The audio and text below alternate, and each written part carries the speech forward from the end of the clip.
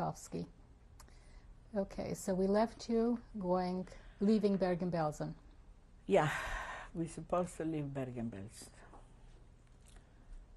And we went again in the same beautiful trains. I don't know how many in a wagon, maybe 50 girls, 60 people were riding a few days. This was their politic, to bring the people back and forth, to make you sick. And we went to a lager, to a concentration camp, Salzwedel. To compare with other concentration camps, this was a paradise. Could you spell the name? Salzwedel. Z-A-L-W-E-Z.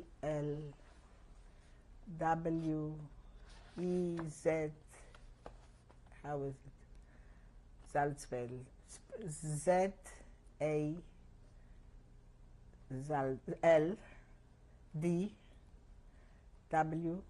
Salzwedel. E-D-E-L Salzwedel. Yeah? And in Salzwedel, we were the 2,000 Polish women that they sent at this time. When you say Polish, were there... From Poland. No, the Jews from Poland. Jewish, but all came from the ghettos, I think. To compare with other concentration camps, this was a paradise. This was the middle of Germany, not far from Magdeburg.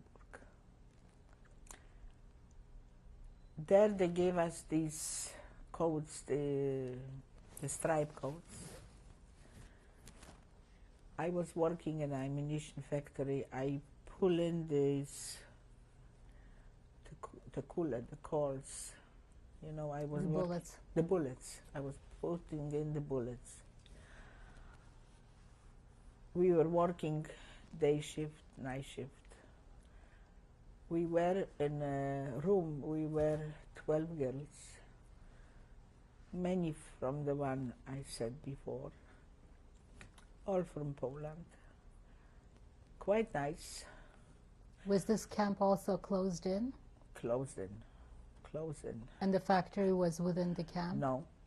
We worked in the morning and worked at night. We were 12 girls there in the room. We got along, there was no problem.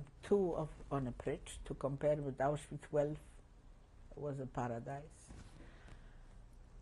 Once a week, they gave us to wash.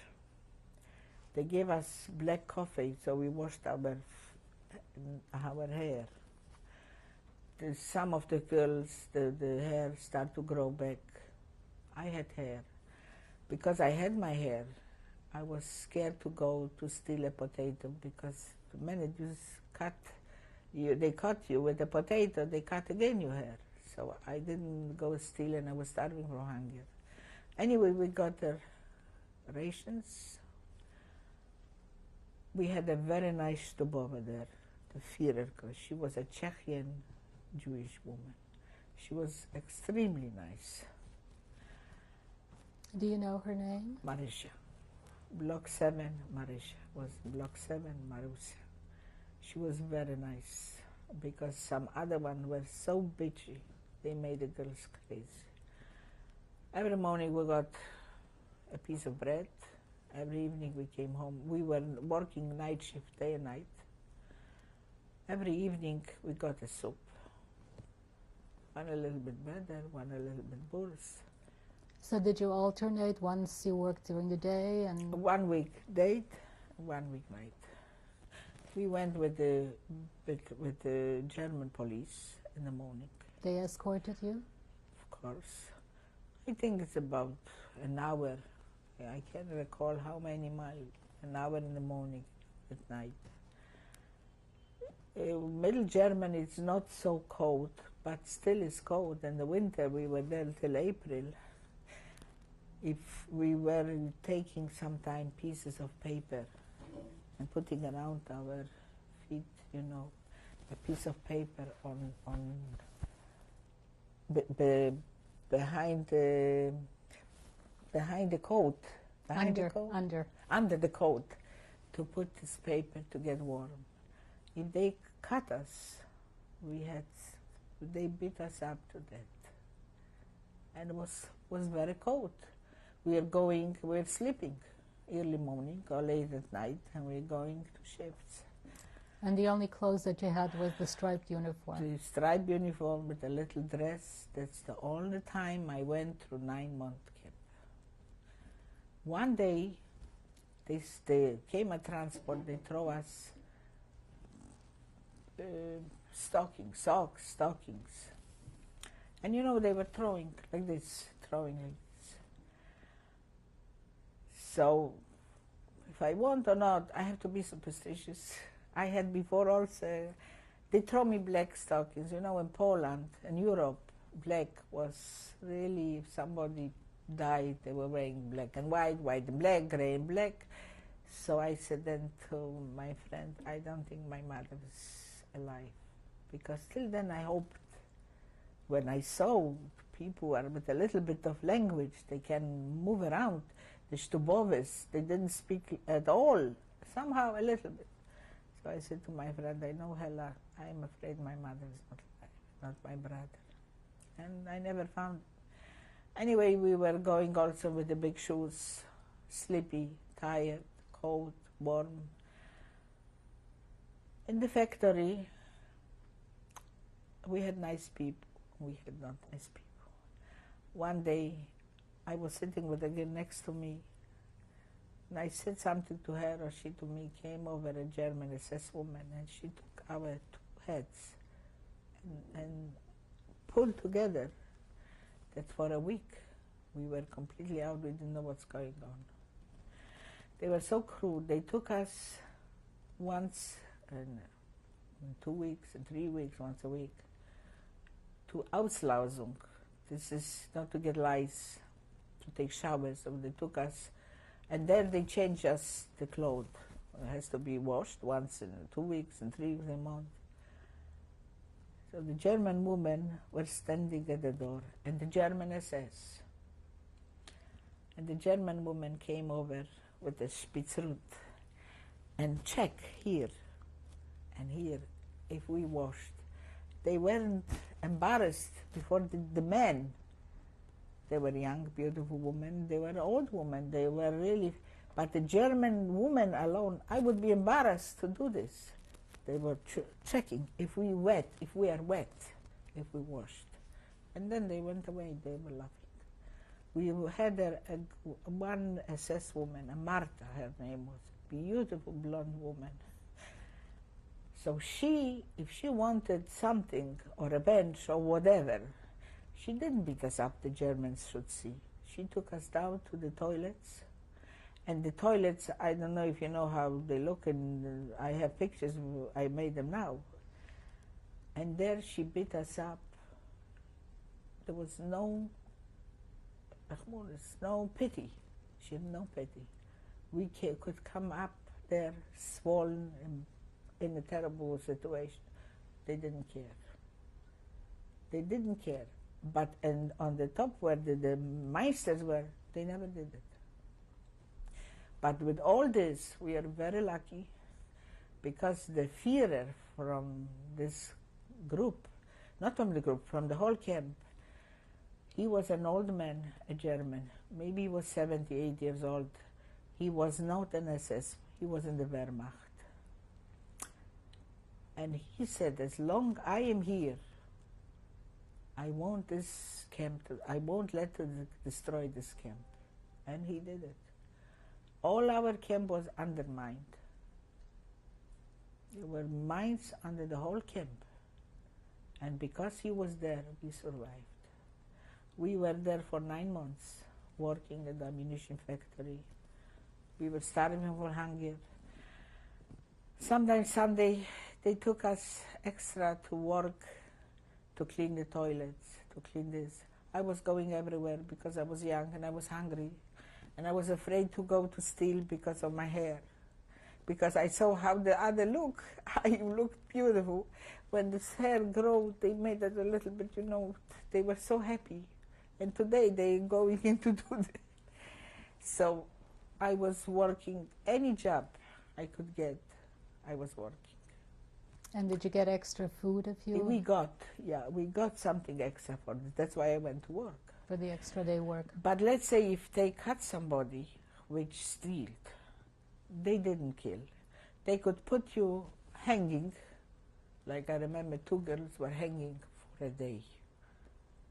For a day they hanged them, the people cut the hair, and the people should look what's happening, but they didn't kill them. Where would you steal from?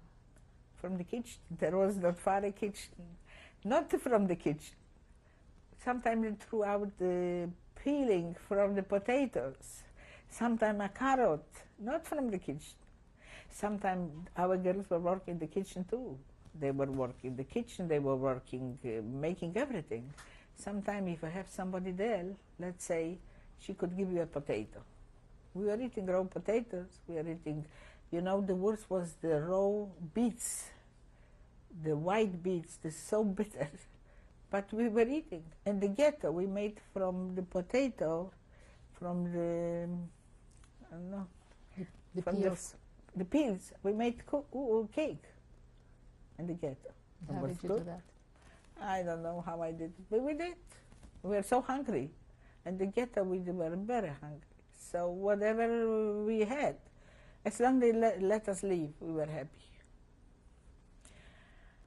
And we were there for 9 months working. We had some nice Germans there. We had, my friend had a German. He was the Meister. And he came from the Russian front.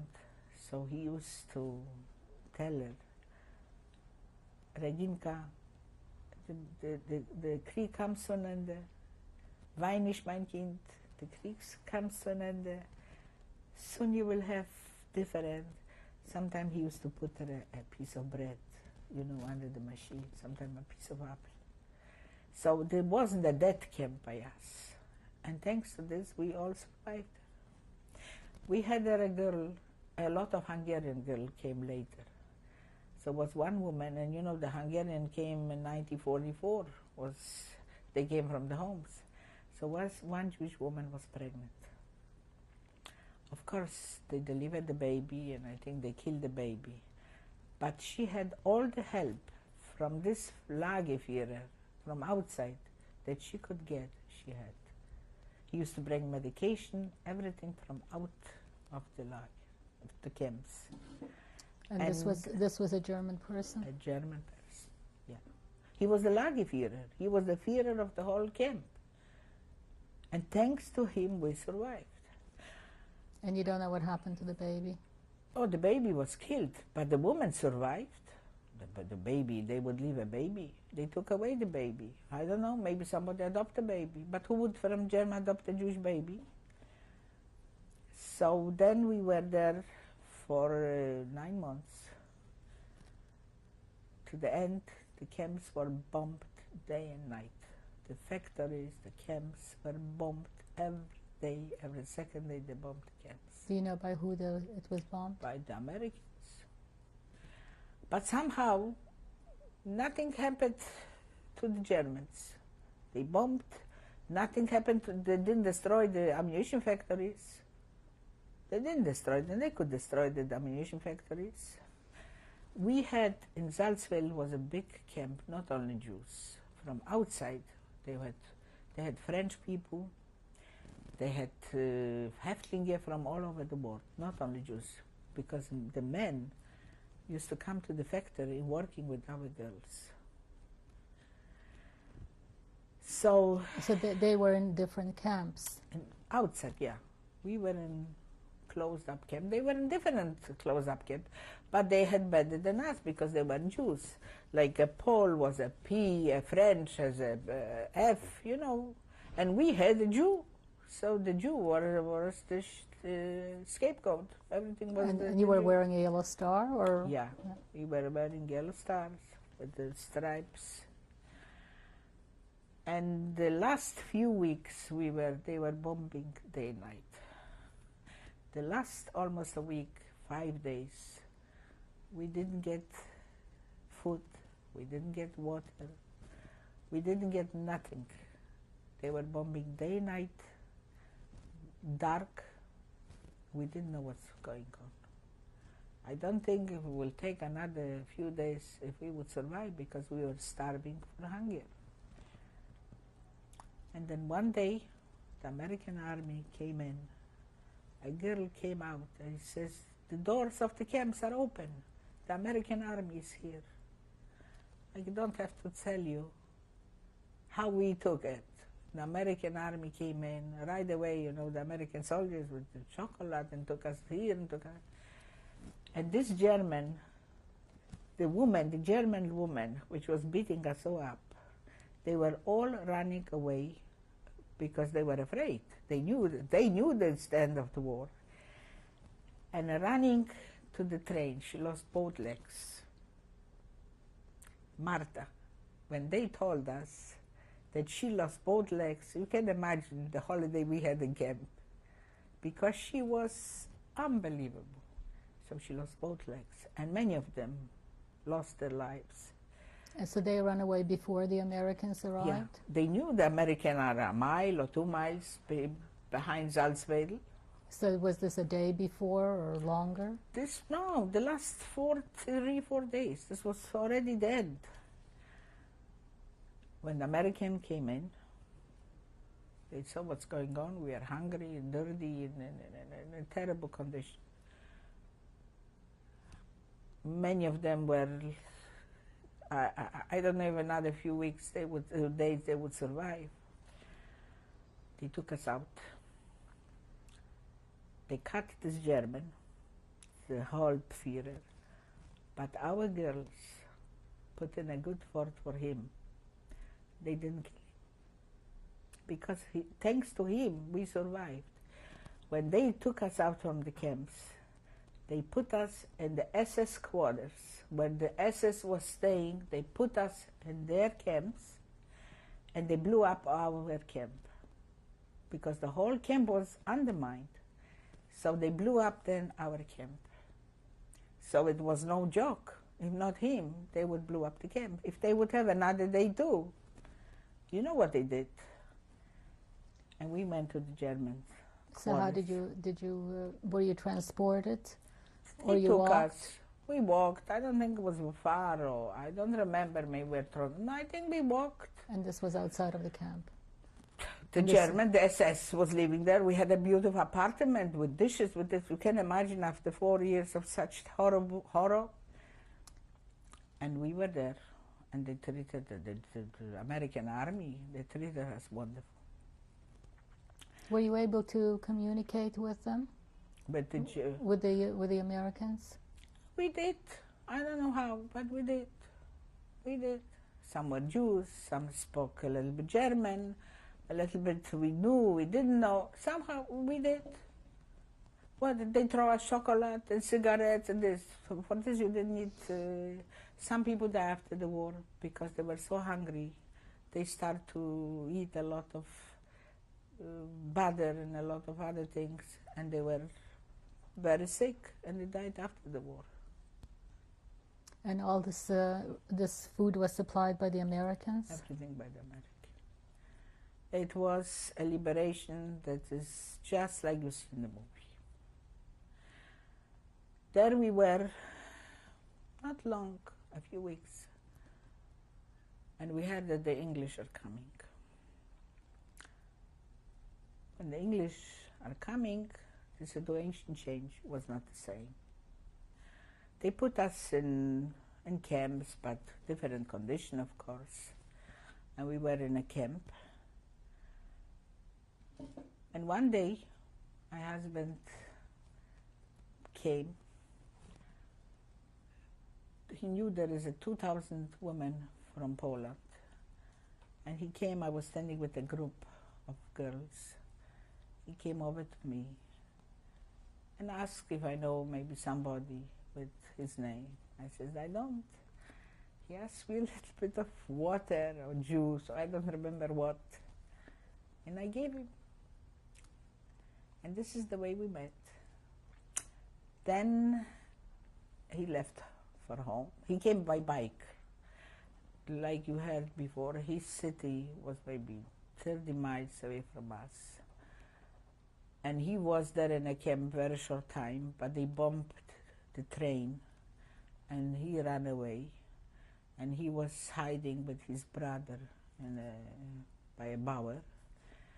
And there were maybe later, maybe 20 people, I don't know how much there were, but 1,500 people, Germans, Jews, non-Jews, they bombed. And he was then in a little camp. He heard here are the ladies, so he came to us by bike. And then he left home. And a few days later, he came again. And this was like laugh from first sight, like you say. But before this, the English took us over. It wasn't a paradise, but it wasn't bad. Then we heard that the Russians are coming. And really, Magdeburg, till 5 years ago, was under the Russian government. Only 5 years ago, they were freed. Magdeburg, Hamburg, all the part, I don't know exactly. And there was a group of Jews which were interned.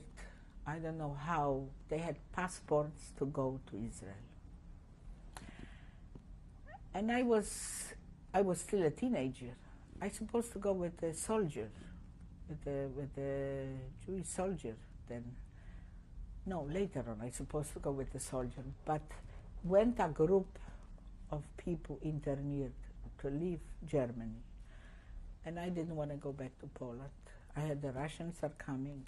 And I knew that this rich uncle, where I was in cripple, that he is in Israel. I knew it. And I had a big family in Israel. So I said, if I have to go, I'm going only to Israel. And I have family there.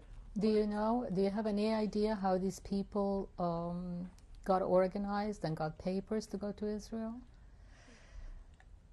I suppose no, I don't exactly. But we all got papers. From whom did you get these papers? I think from the German authorities, or from the joint. We got index cards. And I said to my husband, listen, we met a few weeks. He was going back, he was going forth. He took me on a bike to his group there. Then when the time came and the group left, is supposed to leave, I said to him, I want to go away from here. I'm going to Israel. Then my mother and my brother, they know the Szefners, they're not young, and they know that the family is in Israel. If somebody will survive, I'm sure they will come to Israel. They heard that in Poland they rape, the Russians are coming in, they rape, they do such terrible things. So I didn't want to go there. He who has the brother, and the brother met a girl which was also in camp with me, and he didn't want to leave her. So during the war they didn't separate, but because of us they did separate. And we went to Belgium with the whole group. We had VIP treatment. We just needed the index that we are politique, I would say, prisonnier de politique. This was enough. This was the beginning, right at the beginning. Somehow we'll end up in Belgium, the group of people. And your husband was with you? Yeah, he went with me. There was nothing serious, but he liked me, I liked him. And we both two kids. Anyway, we got official the cards, and we went by train to Belgium. When we came to Belgium, it wasn't a paradise. We had a hard time at the beginning. We didn't have any money. We didn't have anything. Our luck was there was a Belgian woman, a Belgish woman, which was married to a Jew. And her husband died, got killed. And she promised herself, if she ever survived, she was extremely wealthy, she was living in a palace. She is giving away this palace for survivors, and she did. What city was that in? In Marquette. It was a small city near Marquette, near Tournai, a little bit a bigger city. It was not far from the French border, Lille. It wasn't very far from the French border. This was a very small community. So you came with this whole transport, with this whole group of people, Yeah. straight to... Somehow later on, a part went to Bristol, a part went here, a part went... But we came, we were maybe 100 people. I think we were 30 women and 100 men. From all the camps, we came to this palace. In this palace, first of all, we were the first legal people in Belgium, because to get citizens in Belgium is not so easy. You have to go to work in the coal mines to get a citizen. So we got the papers, and we were there in the Hachshara. And then it happened that it was, the Jewish brigade was under the English mandate, the English army. This was still Palestine in 1940. This was 1945. In 1945, in June, and they provide us with food, the Jewish army, and everything. Everything wasn't legal. I mean, they bought a lot of ammunition. It was hidden there, because it was a tremendous estate, and everything was hidden there. And we were kept up by the joint, and from Brussels. We got some money from them. We got, they provided what, food. They were very nice to us. The Belgian Jews didn't suffer like us. They went through war very mild and very late. So it was nice there. We had very small accommodation. We were maybe 30 girls in one big room and the men in a separate room. And we got madrechim from Israel, and they were preparing us for Israel. Could you hold it right there, Yeah. and we'll change the tape again?